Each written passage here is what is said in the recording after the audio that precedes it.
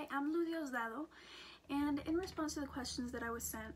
firstly, how has the pandemic affected my education? Well, since we were all moved to a remote learning system,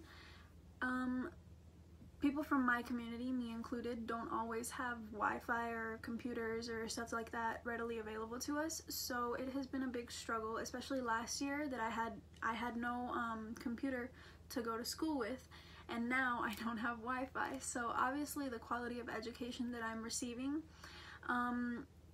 has kind of gone down a little bit, because not necessarily because of my teachers or because of me, but because of the pandemic that we're in and the situation that we have been basically forced into because of this pandemic. Though I will say it has been a plus to kind of be able to work at my own pace and to take my own time to do my notes and my homework and get everything done that I need to get done, and to only have 4 classes a day, even though extended periods are a little bit hard to work with sometimes because of my attention span, and I know a lot of people relate to this issue, that we have a shorter attention span. But I do think that having only 4 classes a day and having a block schedule has in some ways helped, because it's less to do in a day. And yeah. Secondly, what is an issue that I saw that I was previously passionate about that I have seen be affected by COVID-19? Well, we all know that the issue that I'm passionate about is racial justice, because there is so much. I mean, being a woman of color, a Mexican young woman, I see so often in my neighborhood and in my family the way that because of the resources that are not readily available to us the way that they would be to other people, how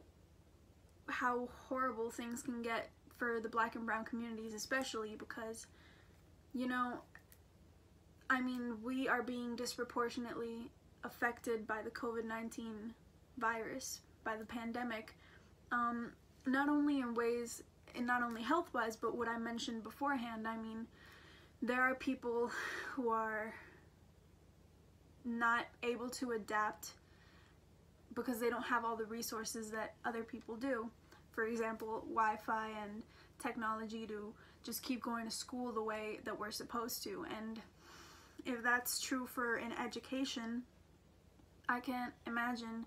some families who have lost their jobs, who the leaders of the families have lost their source of income. And I mean, not everybody is a citizen, not everybody can receive welfare or unemployment benefits, and it's horrible. I think that this pandemic has really taken a toll on the Black and brown community, especially because, issues that we were already trying to deal with and that we were already very much aware of have just been skyrocketing because people aren't able to access like the basic resources that other people are just given